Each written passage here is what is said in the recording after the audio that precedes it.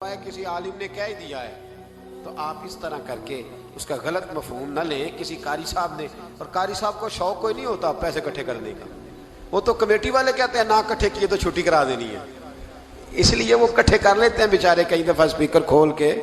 تو اب وہ جو سن رہا ہے اس کا بھی پریشر بڑا ہوا ہے, کہتا ہے ساؤنڈ نہیں دیتا پہ بہن. تو بارک اللہ فی اہلک و مالک, اللہ تیرے اہل میں بھی برکت کرے, اللہ تیرے مال میں بھی. یعنی جب بھی تمہیں کوئی ہدیہ دے تو اس کے مال کے لیے بھی دعا کرو اور اس کی اولاد کے لیے بھی دعا کرو. یہ حضور نے ہمیں سکھایا. قرض ایک صحابی پہ بڑا چڑھ گیا تو حضرت عبداللہ ابن مسعود سے کہنے لگے قرضہ بڑا چڑھ گیا. فرمانے لگے تمہیں وہ دعا نہ سکھاؤں جو ہمیں نبی پاک نے سکھائی ہے. فرمایا اگر تمہارے اوپر پہاڑ کے برابر بھی قرضہ ہوگا تو اللہ تمہارے قرضے کا بندوبست فرما دے گا. پر مسئلہ یہ ہے دعائیں یاد کرنی پڑتی ہیں اور پڑھنی پڑتی ہیں. یاد کرنی پڑتی ہیں اور ہم ہیں تعویذ پہ لگے ہوئے کہ کچھ لکھ کے دے دیں تاکہ باندھ لوں. دعا سکھائی نبی پاک نے, کیا فرمایا اللہم اکفنی بحلالک عن حرامک واغننی بفضلک عمن سواک. فرمایا یہ دعا مانگا کرو, اے اللہ مجھے کفایت کرنے والا رزق عطا فرما اور مجھے حرام سے بچا, اور مجھے اپنے فضل کے ساتھ دوسروں سے بے نیاز کر دے. یعنی اس کا سادہ ترجمہ یہ ہے کہ اللہ بندوں کا محتاج نہ کر, مجھے اپنا محتاج. فرمایا یہ دعا پڑھو ادائے قرض کے لیے, ادائے قرض کے لیے یہ دعا پڑھو.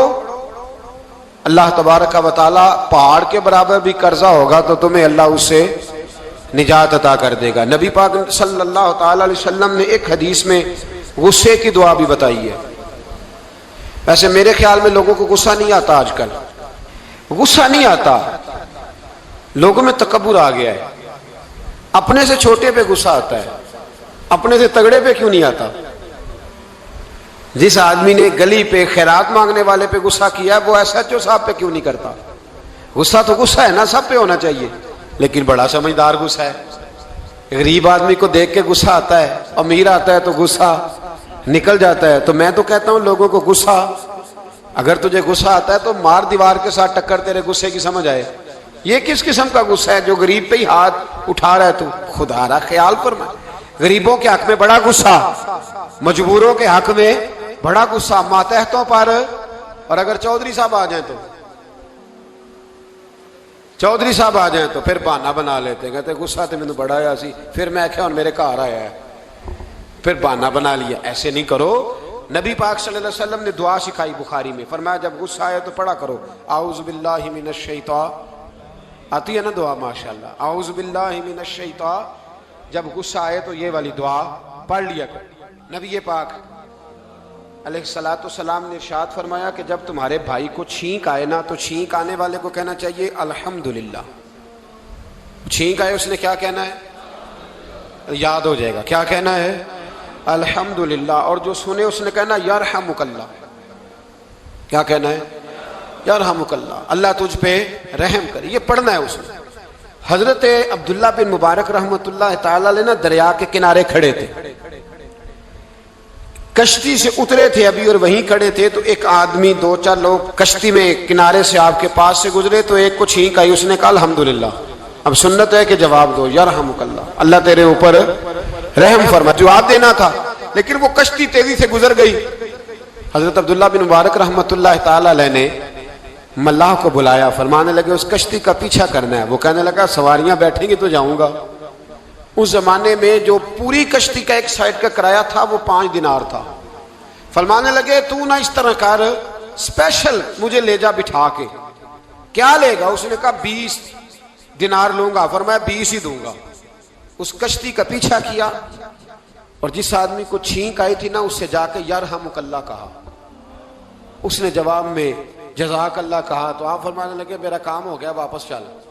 ملا دنیا دار تھا, وہ سوچنے لگا. پہلے تو اس نے سوچا میرا کیا ہے, 20 دینار تو ان کے گئے ہیں.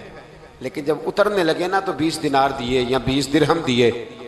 تو وہ کہنے لگا حضرت جی صرف ایک لفظ کہنے کے لیے آپ نے اتنا پیسہ خرچ کر دیا. فرمایا لفظ کہنے کے لیے نہیں, اپنے مصطفیٰ کی سنت ادا کرنے کے لیے, اپنے نبی پاک علیہ السلام کی سنت ادا کرنے کے لیے. یرحمک اللہ, اللہ تیرے اوپر رحمت کرے. کس طرح کا خوبصورت انداز سکھایا.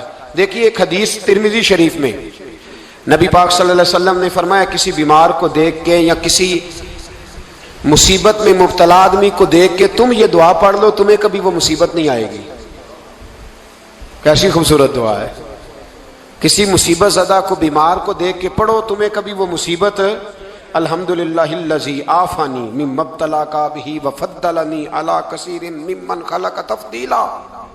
اللہ تعالیٰ کا شکر ہے جس نے مجھے اس مصیبت سے عافیت دی اور اس بیچارے کو یا تجھے اللہ نے مبتلا کیا اور اللہ نے مجھے اپنی بہت ساری مخلوق پہ فضیلت دی ہے. یعنی اللہ نے مجھے بڑا اچھا رکھا ہوا ہے یار, میں تو الحمدللہ بڑا اچھا ہوں, دیکھو بیچارہ. یعنی یہ دعا بھی ہے اور اپنے اوپر شکر ادا کرنے کا ایک. اعلیٰ حضرت فاضل بریلوی رحمت اللہ تعالیٰ علیہ کو نا گلے کے اندر چھوٹی چھوٹی 2 پھنسیاں نکل آئیں تو اس زمانے میں طاعون کا مرض پھیلا ہوا تھا. ایک بڑے قابل حکیم کو لایا گیا, انہوں نے چیک کر کے کہا آپ کو تو طاعون ہو گیا ہے. فرمانے لگے چل دوڑ جا, مجھے طاعون نہیں. اس نے کہا جناب یہ گلے پہ بنا ہوا ہے اور سب کو پتہ ہے آج کل پھیلا ہوا. فرمایا سب کو ہو سکتا ہے مجھے نہیں ہو سکتا. کیوں؟ فرمانے لگے ایک بندے کو طاعون ہوا تھا تو میں نے اسے دیکھ کے وہ دعا پڑھ لی تھی جو نبی پاک نے بتائی ہے, لہذا حضور کا فرمان ہے تو مجھے ہر بیماری آ سکتی ہے پر یہ بیماری آ سکتی. وہ شخص کہنے لگا جی منہ میں بھی گلٹیاں چلی گئی ہیں, کھول نہیں رہا, کیا ہوگا؟ اعلیٰ حضرت نے کالی مرچ منگوائی, اسے پیس کے زبان کے نیچے رکھا تو ساری بیماری دور ہو گئی. فرمانے لگے بلاؤ نا ذرا اس حکیم کو جو کہتا تھا طاعون ہو گیا ہے, وہ تو صحیح ہوتا ہی نہیں اتنی جلدی. فرمایا ہر چیز بدل سکتی ہے پر میرے نبی کا فرمان نہیں بدل سکتا, میرے رسول پاک علیہ السلام کا فرمان نہیں بدل سکتا. تو عزیز دوستو نبی پاک, اب بڑی خوبصورت بات آئی, ساری خوبصورت تھی, بڑی پیاری بات آئی. دنیا میں سب سے حسین چہرہ اللہ نے اپنے رسول کو عطا فرمایا ہے. نبی پاک کا چہرہ بھی حسین ہے, مکھ چند بدر شاہ شانی ہے, متھے چمک دی لاٹ نورانی ہے, کالی زلف تے اکھ مستانی ہے, مخمور اکھی ہیں مدھوری. پیارا چہرہ ہے حضور کا. جتنا چہرہ پیارا تھا اتنے ہی حضور کے اخلاق بھی بڑے پیارے تھے. لیکن میرے نبی پاک علیہ السلام جب آئینہ دیکھتے, کیا دیکھتے؟ حضور جب آئینہ دیکھتے, ہمارے نوجوان بھی سارا دن آئینے کے آگے کھڑے رہتے, کبھی بال اس طرح کے بناتے ہیں کبھی اس طرح. تو میرا کئی دفعہ دل کرتا ہے کہ میں ان سے کہوں کہ تو آئینے کو کہہ رہا ہے جھوٹ بول, پر وہ کیسے بولے؟ تو کہہ رہا ہے آئینے کو کہ تو کہہ سب سے پیارا تو ہی لگ رہا ہے, پر وہ کیسے بولے؟ اس نے تو سچ بتانا ہے. ان کو آئینہ جو دکھایا تو برا مان گئے. تو میرے عزیز یاد رکھیے گا نبی پاک صلی اللہ علیہ وسلم بھی آئینہ دیکھتے. آئینہ دیکھنا حضور کی سنت ہے. کوئی سنت سمجھ کے آئینہ دیکھے گا تو ایک دفعہ دیکھنے پر 100 شہیدوں کا ثواب ملے گا. لیکن نبی پاک صلی اللہ علیہ وسلم آئینہ دیکھتے کیا کہتے؟ اللہم انت حسنت خلقی فحسن خلوقی. یا اللہ, یہ دیکھیں حضور نے ہمیں سکھایا ہے, یا اللہ جس طرح تو نے میری صورت اچھی بنائی ہے میری سیرت بھی اچھی بنا دے. یہ ہمیں سکھانے کے لیے دعا. یا اللہ جس طرح صورت اچھی بنائی ہے, جس طرح تو کہتا ہے نا اس دفعہ اس وقت دیکھ لو کپڑوں پہ کوئی داغ نہیں, تو دعا کیا کر باطن کے بھی اللہ داغ دور فرما دے, یہ والا سارا معاملہ بھی ٹھیک ہو جائے. آخر کی طرف آتا ہوں. فرمایا جب کھانا کھانے لگو تو دعا مانگو, اور ایک روایت میں فرمایا یہ دعا پڑھ لو, کھانے میں زہر بھی ہوگا تو تم پہ اثر نہیں کرے گا. کھانے پہ ایسے میں بڑی تکلیف سے کہتا ہوں کہ آج بھی ہمیں کہنا پڑتا ہے کہ بہت سارے لوگ ایسے ہیں جو ابھی بھی کھانے سے پہلے بسم اللہ نہیں پڑھتے. یار بڑے افسوس کی بات نہیں, بڑے افسوس. حضور نے دعا سکھائی, میں یہ دعا پڑھو گے تو زہر بھی ہوگا تو اثر نہیں کرے گا. بسم اللہ الذی لا یضر مع اسمہ شیء فی الارض ولا فی السماء یا حی یا قیوم, جس کی برکت سے زمین و آسمان میں کوئی چیز بھی نقصان نہیں دیتی, اور اے اللہ اے ہمیشہ زندہ رہنے والے اور قائم رہنے والے. یہ نبی پاک علیہ السلام. اور ایک حدیث میں اور بھی دعا آئی ہے. بسم اللہ شریف تو خیر بخاری میں موجود ہے, مسلم میں موجود ہے. بسم اللہ والا بارکۃ اللہ بھی ایک حدیث میں نبی پاک صلی اللہ علیہ وسلم نے ارشاد فرمایا. اور جب کھانا کھا چکے پھر کہا دعا مانگو, الحمدللہ الذی اطعمنا وسقانا وجعلنا من المسلمین. اللہ تعالیٰ کا شکر ہے جس نے ہمیں کھلایا بھی پلایا بھی اور مسلمان بھی بنایا. حضرت مرزا مظہر جانے جانا فرماتے ہیں کہ بارش ہوئی تھی تازی تازی, دلی میں تازی تازی بارش ہوئی تھی. ایک بابا لکڑی کے جوتے پہنے کھڑا ہوں, اللہ اللہ اللہ اسی کسے دے کچھ بھی نہیں لگ دے نہ کوئی ساڈا دردی. بابا مست ہو کے جا رہا، اللہ اللہ کرتا جا رہا. ایک طوائف اپنے کوٹھے سے اتر کے تو سیڑھیوں پہ بیٹھی تھی، ساتھ اس کا یار بھی بیٹھا تھا. بابا اپنی مستی میں جا رہا ہے تو بابا جی کے پیروں سے کچھ مٹی اڑی تو اس عورت کے کپڑوں پہ پڑ گئی. پرواہ ہی نہیں، بزرگ گزر رہے. وہ یار اس کا دوڑا ہوا آیا، اس نے آ کے تھپڑ مارا. کا خیال نہیں سارے اس کے کپڑے آلودہ کر دیے، تو کدھر تیرا دماغ نہیں ٹھیک؟ بابے نے نظر اٹھائی، کہا بیٹے میں نے دیکھا نہیں، چل اللہ تیرا بھلا کرے، تو نے بدلہ لے لیا. بابا جی چپ کر کے وَإِذَا خَاطَبَهُمُ الْجَاهِلُونَ قَالُوا السَّلَامَ چپ کر کے گزر گئے. ٹھنڈ کا موسم تھا، بارش تازہ ہوئی تھی، حلوائی دودھ کاڑ رہا تھا. اس نے بٹھایا بابا جی کو پھٹے پہ، پیالہ پکڑا، دوڑ کے آگے بڑھا. بزرگ آ گئے، آئیے بیٹھیے. دودھ کا گرم گرم پیالہ شکر ڈال کے دیا. بابا جی نے دودھ پیا، پھر نظر جھکی، پھر رنگ بدلا. کہنے لگے مالک تو کتنا بے نیاز ہے، کہیں تھپڑ مرواتا ہے، کہیں دودھ پلاتا ہے. تیری بے نیازی ہے نا، ادھر تھپڑ مروایا، یہاں دودھ پلایا، تو ہی جانتا ہے تیرے رنگ کیا ہے. ابھی بابا وہیں بیٹھا تھا، دوڑے آئے پیچھے سے لوگ، شور ہوا. بابے کو دبوچ کے وہاں لے گئے جہاں اس نوجوان نے تھپڑ مارا تھا. کہا تو اللہ کا بندہ ہے، اللہ کے بندے بد دعا تو نہیں دیتے. ہوا کیا؟ کہا تو نے بد دعا دی ہے؟ کہا نہیں دی، بات بتاؤ. کہنے لگے اس نے تجھے تھپڑ مارا ہے، چھت پہ چڑھا ہے، پیر پھسلا ہے، گردن کے بل گرا ہے، منکا ٹوٹ گیا، مر گیا ہے، تو نے بد دعا دی ہے. بابا جی کہنے لگے یار میں نے تو دوسرا لفظ بھی نہیں کہا، بھلا ہو کہہ کے گزرا ہوں، میں نے نہیں بد دعا دی. کہا تو نے دی ہے تبھی تو مر گیا. کہا نہیں دی.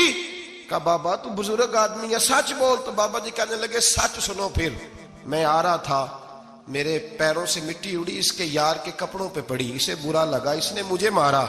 جب اس نے مجھے مارا تو میں کوئی لاوارث تو نہیں تھا، جب اس نے مجھے مارا تو میں کوئی لاوارث تو نہیں تھا. مجھے دشمنوں نہ چھیڑو، میرا ہے کوئی جہاں میں ابھی پکار لوں گا، نہیں دور ہے مدینہ. اس نے مجھے مارا تو میں کوئی لاوارث تھا کہ میرا بدلہ کوئی نہ لیتا.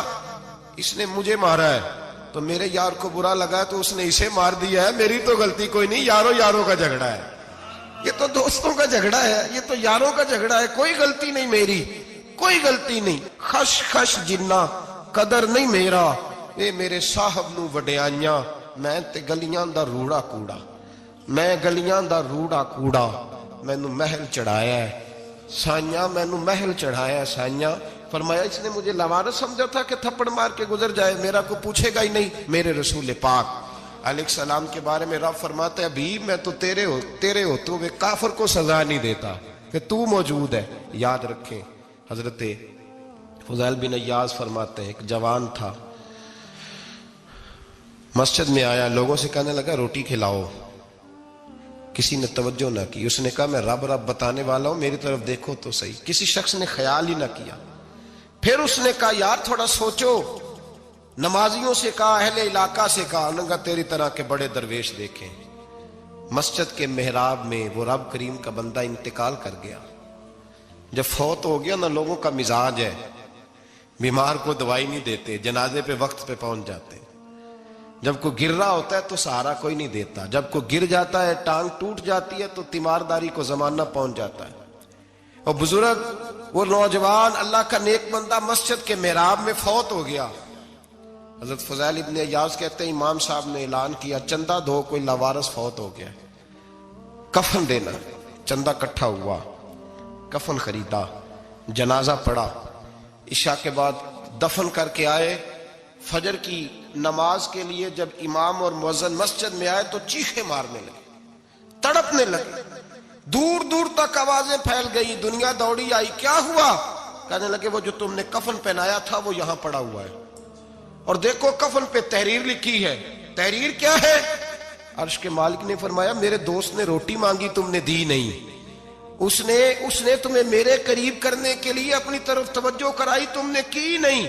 اور میرا یار تمہارے کفن کا محتاج تھا، سنبھال کے رکھو اپنا کفن، میں نے اسے جنت کا لباس عطا فرما دیا، سنبھال کے رکھو. یہ کوئی لاوارثوں کا ٹولہ ہے؟ یاد رکھیں جو وارث والے ہیں، وارث والے ان کا رنگ اور ہے، جو ماننے والے ہیں